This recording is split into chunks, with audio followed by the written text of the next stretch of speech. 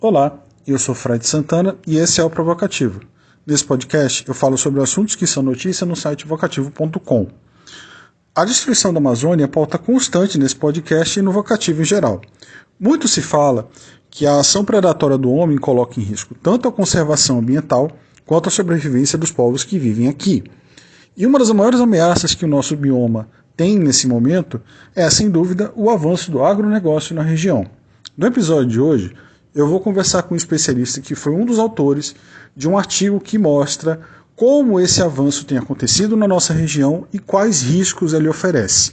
Vem comigo. A área destinada para a agricultura segue se expandindo de forma impressionante pelo território brasileiro. De acordo com o levantamento da iniciativa Map Biomas, de 1985 a 2021, esse território passou de 1,5 milhão de hectares para quase 9 milhões, uma expansão de 598% ao longo de 37 anos. A quase totalidade da área cultivada no Brasil é de lavouras temporárias, como soja, arroz, cana-de-açúcar, algodão e outras culturas. Juntas, elas ocupam quase 60 milhões de hectares, o que equivale ao território de países como a França e a Espanha. E uma das áreas onde essa atividade mais se expandiu foi na Amazônia, nos estados do Amazonas, Rondônia, Acre, Roraima e Pará. Aqui no Amazonas, o avanço de atividades como a extração de madeira, agronegócio e exploração mineral tem posto a porção de floresta principalmente ao sul do estado sob constante ameaça. Segundo o artigo publicado na revista Ambiente e Sociedade, no último dia 28 de outubro, o avanço dessas atividades econômicas aumenta os conflitos por terra na região e altera os valores da sociedade local, que passa a considerar a natureza como inimiga do progresso. E o que é pior, além de contribuir para o desmatamento do bioma, a perspectiva de desenvolvimento coloca em risco áreas protegidas e terras indígenas. Mas afinal, o que favoreceu o avanço da agropecuária, além de outras atividades, mas especialmente dessa, na Amazônia, especificamente ao sul do Amazonas? Sobre esse assunto eu conversei com Ricardo Gilson da Costa Silva, que é professor da Universidade Federal de Rondônia e um dos autores do artigo publicado na revista Ambiente e Sociedade. Vamos ouvir. Vamos lá para a primeira questão que favoreceu o avanço do agro na Amazônia. Primeiro, a escala global da economia, né? O Brasil é uma potência agrícola que exporta muitas commodities. E as commodities, elas só crescem, tanto as minerais como as commodities agrícolas, da agropecuária, só cresce se for com a exploração intensiva da natureza. No caso da Amazônia, a pecuária demanda muita terra, é uma pecuária extensiva. E a soja, por sua vez, concentra muita terra. Então, quando se soma soja, pecuária e exploração madeireira, são todas economias que tendem a consumir a natureza, isso significa destruí-la. Especialmente na Amazônia, em que se tem uma região onde se tem muitas terras, né, terras pouco exploradas, mesmo que sejam elas propriedades médias e grandes propriedades, mas tem muita terra pouco explorada no sentido de ter um uso mais intensivo, produtivo dessas terras. Ou seja, tem muita terra de especulação fundiária na Amazônia. Somado a isso, o preço da terra é outro fator. Na Amazônia, onde o preço da terra é mais barato. Então, recentemente, em um trabalho de campo aqui em Rondônia, por exemplo, eu estive essa semana no Vale do Guaporé, no eixo da 429, especialmente os municípios de Seringueiras e Costa Marques. Então lá eu tive depoimento que um alqueire de terra chega a ser 120 mil reais. Há 2 anos isso poderia ser 60 ou 70. Então está muito caro o preço da terra. E isso sobe o preço da terra porque a soja está chegando. Então o preço da terra é fundamental. Qual é o problema disso? Quem arrenda a terra para a monocultura de soja ou vende a sua propriedade vai comprar terras mais baratas em outras regiões da Amazônia, como é o caso do distrito de Realidade, que fica a 100 quilômetros de Humaitá, ou a mesma migração de parte do pessoal de Rondônia para Apuí, na Transamazônica, ou a ocupação muito forte agora em Boca do Acre, em que os assentamentos rurais estão sendo grilado e comprado mesmo por médios e grandes proprietários. Então a questão da terra é muito forte, o preço dela. O terceiro fator, o próprio estímulo governamental. Então, nos últimos anos, desmatamento, a expansão da fronteira e o crime ambiental praticamente não foi combatido, e algumas regiões da Amazônia praticamente estimulado, né? Então, se o governo não combate isso, o crime ambiental entra na conta da economia global. Então, se você analisar especificamente Porto Velho e o Humaitá, como Lábrea, Boca do Acre, parte da pecuária ela é criada em área recém-desmatada. Então, o crime ambiental alimenta isso, né? Esse é eu diria que é o que favorece, de modo geral, o avanço do agro na Amazônia. Tem um quarto item aí que eu acho que favorece. Com a colonização de parte da Amazônia a partir da década de 60, especialmente Mato Grosso, Rondônia, Sudeste do Pará, vai se formar uma sociedade, né, que é muito favorecida, muito favorável, melhor dizendo, à expansão agropecuária como motor econômico.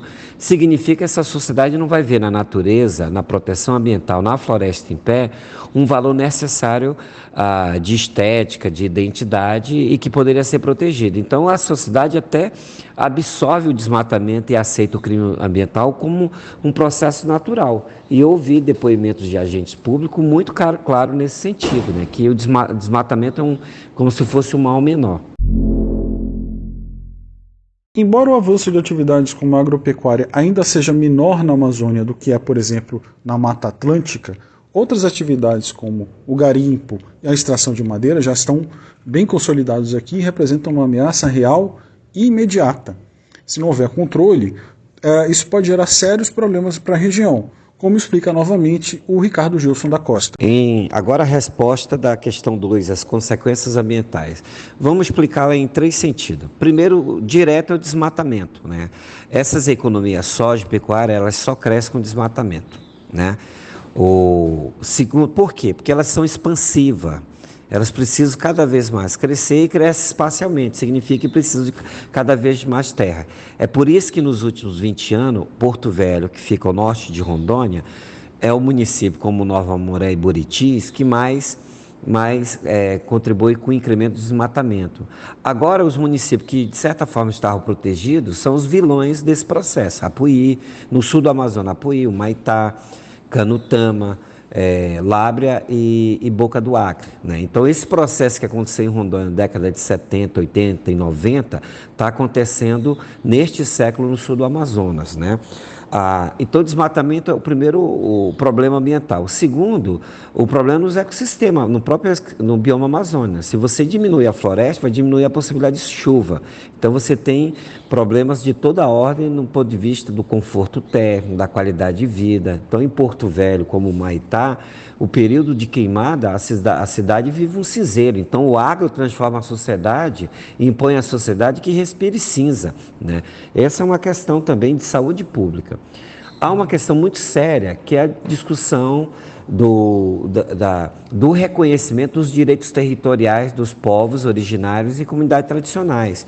Significa, no plano concreto, que as áreas protegidas, as terras indígenas, terras quilombolas e as unidades de conservação serão fortemente pressionada, como são mesmo aqui em Rondônia ou no Amazonas, sobretudo. Quem que invade essas áreas? São os madeireiros, grileiros, né, empresários, né, comerciantes, ou seja, nós estamos falando de uma elite econômica regional que vai invadir terras, vai criar gado em áreas que não deveriam fazer e que não vão ser pressionados pelo governo do estado, como acontece no Amazonas, no Acre e em Rondônia também.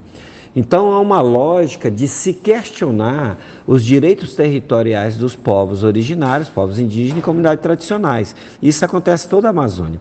E uma lógica antinatureza, que tem um processo muito forte no parlamento estadual.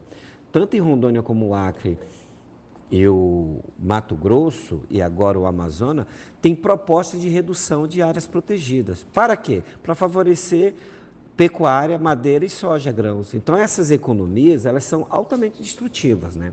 O terceiro item é a própria desestruturação da política ambiental, que foi uma política de proteção ambiental à floresta em pé. Então, você pega um mapa, uma imagem de satélite, onde tem floresta? Onde tem áreas protegidas, né?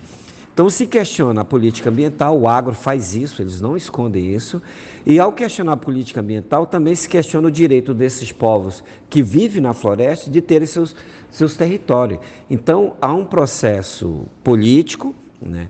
Um processo de questionamento ao direito social, o direito de viver em coletividade, como se vive nas áreas protegidas, e, portanto, uma discussão de uma outra Amazônia. O agro não quer uma Amazônia com biodiversidade, não quer uma Amazônia com floresta em pé. Eles querem transformar tudo em terra arrasada para pecuária e para soja, com muito veneno. Então, as consequências ambientais, por exemplo, no monitoramento dos rios, que absorve o veneno que a soja precisa para produzir, é muito grande. Essas são pesquisas importantes que as universidades e os institutos sérios deveriam fazer mais. Esse foi o Provocativo de hoje. Sugestões, dúvidas, elogios e críticas, vocês podem enviar para o contato@vocativo.com ou buscar as redes sociais do site na internet. Se você gostou desse conteúdo, curta nas redes sociais e compartilhe com quem você conhece. Tenham todos uma boa semana e a gente se vê no próximo episódio. Forte abraço.